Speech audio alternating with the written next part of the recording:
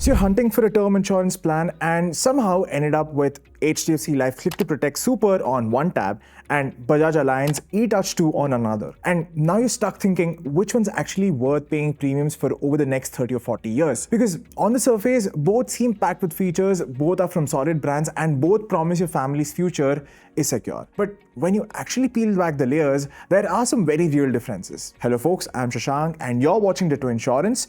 In this video, we're going to do a proper deep dive side by side comparing HDFC Click2Protect Super with Bajaj Allianz's eTouch 2. By the end of the video, you'll have a complete view which is better if you want a zero-cost exit, which one handles critical illness smarter, where premiums tilt higher, and which gives more flexibility with premium breaks, and frankly, which insurer is easy to deal with when it comes to settling a claim. And of course, if you're still confused after all this or just want someone to pull up your age, your smoking status, your exact city premiums, then book a free call with Ditto. We'll walk you through it all with no spam and no sales nonsense. The link's in the description. Alright, now heading on to basics first.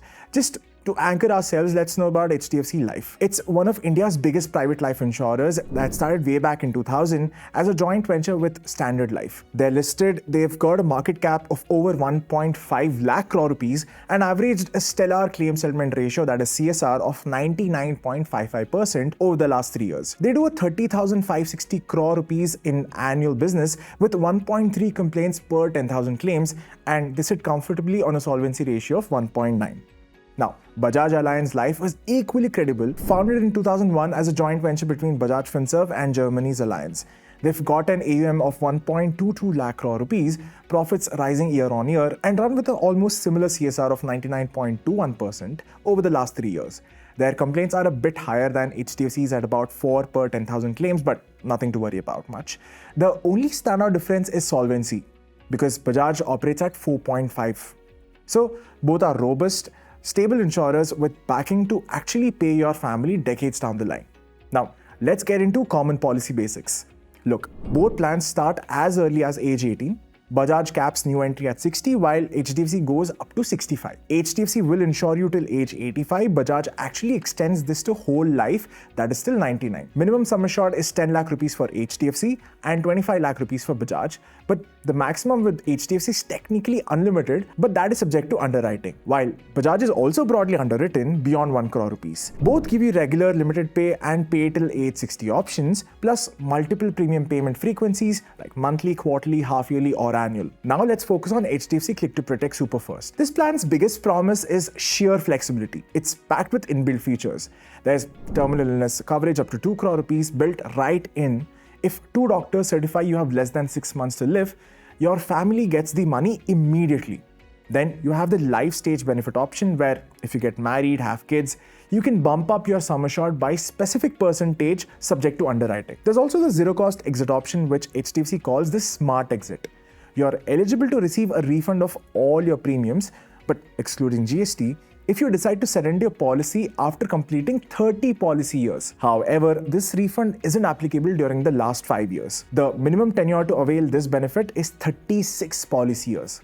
Now, that's a pretty powerful fallback in case you feel by then that your kids are settled and you'd rather get all your premiums back. Also, one more thing is HDFC also lets you tweak your cover style. Now, what do I mean by that? You can have a level cover, an increasing cover that grows 5% every year up to doubling, or a 10% step up every 5 years. They also have a decreasing cover if you want your insurance to taper as your liabilities reduce. Now, payouts can be a lump sum or monthly, though we at Ditto always prefer lump sum so your family has immediate liquidity. Then there's a rider ecosystem. HDFC's critical illness rider covers 60 illnesses for a maximum term of 15 years purely as an income replacement since it pays on diagnosis. Their waiver of premium rider is genuinely one of the best in the market, covering a broad list of ailments and disabilities. And then there's this unique accidental income benefit. If you have a total permanent disability due to an accident, in that case, they pay 1% of the rider sum assured every month for the next 10 years. So if you had a 1 crore rupee rider, you'd get 1 lakh a month for the next 2 years, that is 120 months. They also offer spouse cover and additional riders like accidental death or return of premium, but we typically advise sticking to an independent policy for both partners for simplicity and tax benefits. Now, let's switch gears to Bajaj Allianz eTouch 2. This is also a comprehensive plan but with a slightly different philosophy. Look, Bajaj starts you off with base variant called the Life Shield, which includes an inbuilt terminal illness benefit up to 2 crore rupees, much like HDFC Life.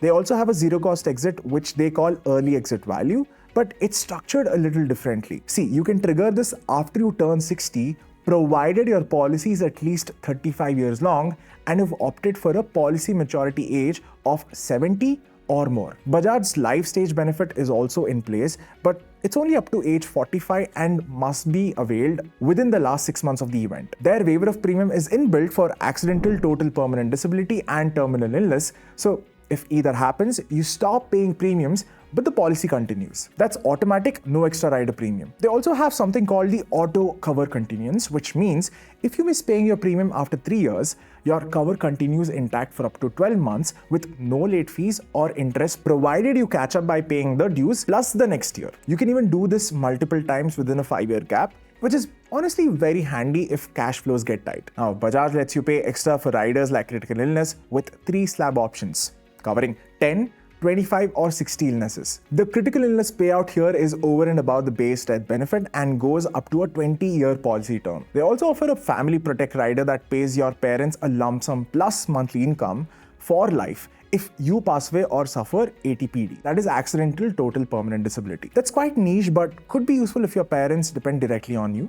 Then there's a premium holiday add-on which literally lets you skip paying premiums for 1 or 2 or even 3 years after 5 years into the policy, or if you never use it, they waive your last premium by default. So what's same between these two? Both cover death due to all causes including accidents from day one, both have strong terminal illness payouts, both have ways to increase your cover at life milestones, both allow zero cost exits after long holding periods, and both offer various riders to pad up your coverage. They also each come with digital and loyalty discounts. Now, talking about the differences, HDFC edges ahead on overall brand scale, claim turnaround metrics, and lower complaint volumes. Bajaj, however, wins on sheer solvency muscle, plus they offer a whole life option up to age 99, which HDFC caps at 85. HDFC's accidental income benefit is quite unique. None of Bajaj's riders pay a monthly income post ATPD, except for the family protect, which is more tailored to parents. Now, on the flip side, Bajaj's auto cover continuance and premium holiday combo are more flexible than HDFC's single premium break